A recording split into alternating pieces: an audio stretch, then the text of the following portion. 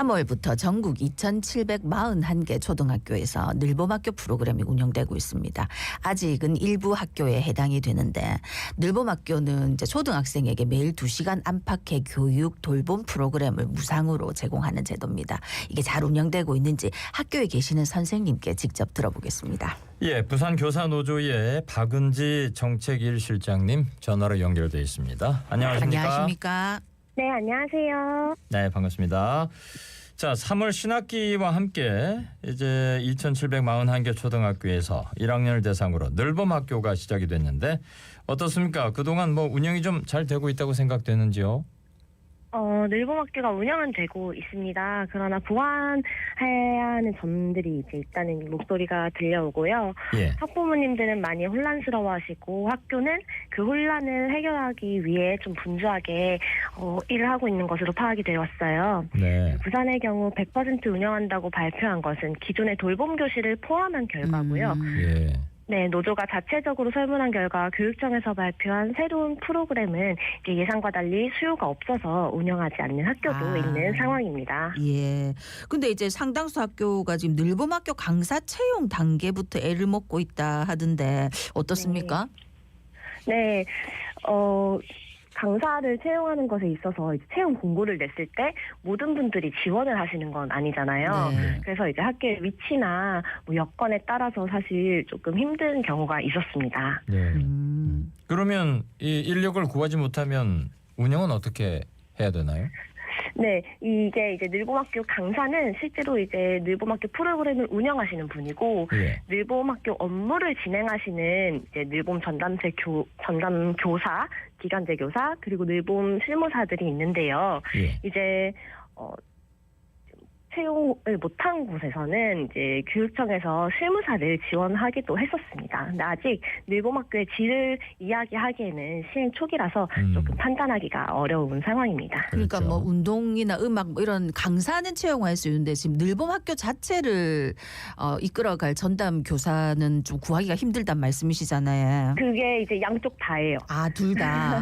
네, 그래서 학교의 상황에 따라서 조금 다르고, 이제 그 늘봄학교를 운영하는 그 기간제 교사를 구하지 못한 경우엔 교육청에서 실무사를 배치해 주기도 했고, 아니면 학교에 계신 선생님들, 이제 교감선생님이나 교무부장님들이 일단은 업무를 하시기도 하는 학교가 있습니다. 네. 아니 이게 부산 같은 경우에 부산시장이나 아니면 교육감이 이제 자원봉사처럼 이렇게 한번 이렇게 하면서 자원봉사도 많이 유도하시던데. 네. 근데 사실 좀 그게 저도 보면서 이게 자원봉사에 기대는 건 어렵지 않나는 생각이 들더라고요. 그렇죠. 네. 근데 상황이 이런데도 지금 정부에서 늘봄학교 시행 일정을 2년가량 이렇게 앞당겼다 하는데 어떤 말입니까? 네, 그러니까 원래는 2025년에 이제 시행을 하려고 준비를 했는데 이제 뭔가 시행을 하려면 그 전에 시범 운영을 해서 문제점을 파악하고 이제 개선하는 그런 탄탄한 준비 과정이 필요한데요. 네. 부산은 2023년 작년 2학기부터 이제 시범 운영을 했어요. 조금 네. 더 일찍.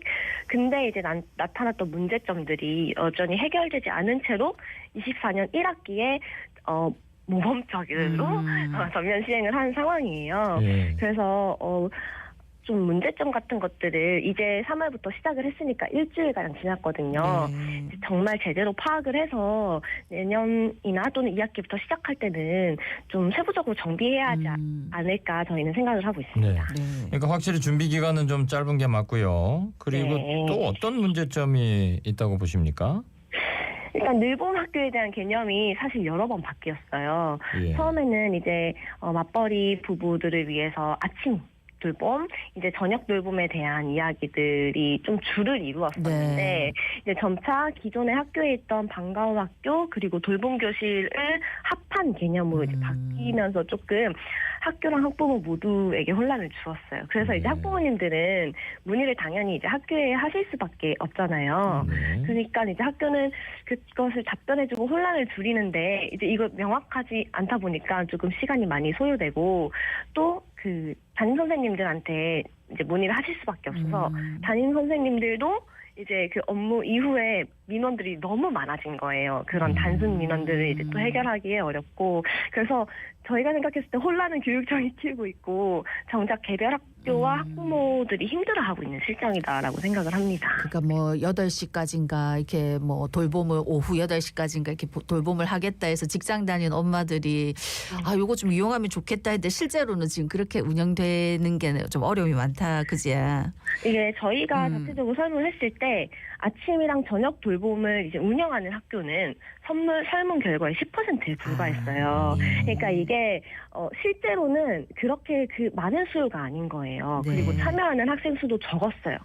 그래서 저희는 이 아이들이 학교에 한두 명 남아있는 것보다는 그 주변의 학교 아이들 그렇게 늦게까지 돌봄이 필요한 아이들을 모아서 거점형으로 운영하는 것이 예산 측면도 그렇고 아이들이 학교에 혼자 남는 것보다는 친구들이랑 네. 같이 남아있는 게 좋잖아요. 네네. 그런 부분으로 좀 정비되어야 된다고 이야기하고 있습니다. 아니, 예. 그렇다면 그 지역에 따라서 특성이 달라서 요 운영 방법도 네, 좀 고려를 네, 해야 네. 되겠네요. 맞습니다. 네.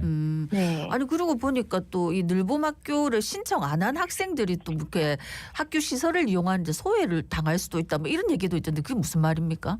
네, 맞습니다. 지금의 늘봄학교는 일단 시행된 게 초등학교 1학년을 좀 중심으로 이제 진행이 네. 되고 있는데요.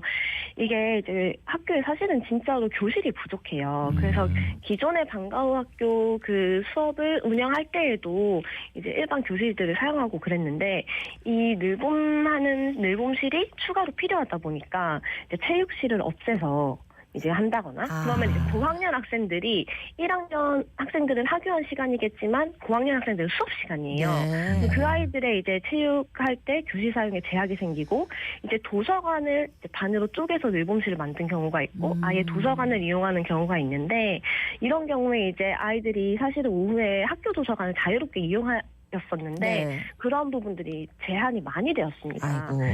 네, 그래서 이런 부분들은 정말 그러니까 늘봄이 이제 들어왔을 때 적어도 정규교육 과정의 파행 운영이나 기존의 아이들한테는 피해가 가지 않아야 된다. 이 부분을 좀 명확하게 짚어야 한다고 저희는 예. 이야기합니다. 말씀을 들어보니까 이게 그냥 뭐 시간만 좀 연장해서 아이들을 맡아주겠다 이게 아니라 굉장히 섬세한 작업이 필요하겠네요. 맞습니다. 네. 예. 아니 근데 이런 여러 가지 문제점들이 나오는데 뭐 차차 해결이 될 수도 있지만 이제 2학기에는 늘봄학교 전면 시행을 하겠다 하는데 어떤 생각이십니까? 네, 그래서 부산은 선제적으로 이제 모든 학교가 시행을 하면서 이제 문제점들이 더 빠르게 드러났다라고 볼 수 있어요. 긍정적으로 본다면.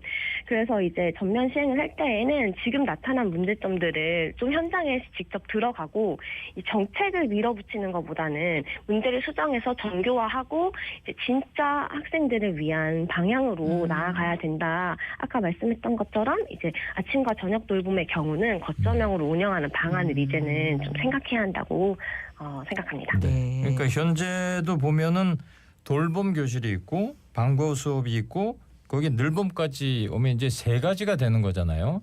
네. 예, 그럼 그거를 이제 학교에서 다 감당을 해야 되는데 여러 가지 여건이 안 맞다는 말씀이시지 않습니까? 네, 그렇습니다.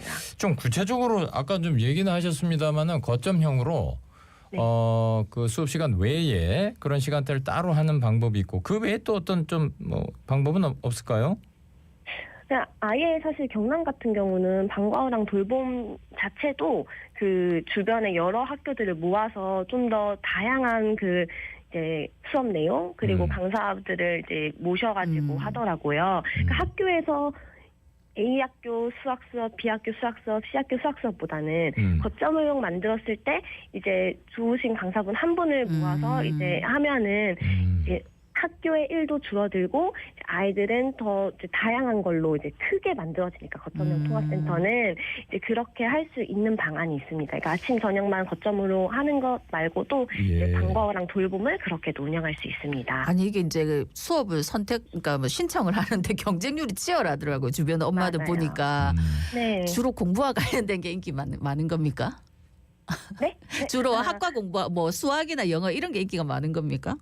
이게 저학년이랑 고학년은 약간 다르네요. 네. 네, 그러니까 보통 예체능이 인기가 많다고 예. 하더라고요. 네네. 네, 그래서 그런 부분들이 있고 지금 늘봄은 무상인데 이 기존 방과후 학교는 이제 수익자 부담 그리고 아이들의 개인 일정에 따라서 이제 강의 내용을 선택할 수 있어요. 예. 네, 그래서 그런 부분들을 좀 명확히 아시고 아이에게 어떤 것을 이제 추천하실지 이야기를 미리 해서 준비를 하시면 좀 혼란이 덜 할 것 같습니다. 네. 알겠습니다. 오늘 말씀 여기까지 듣겠습니다.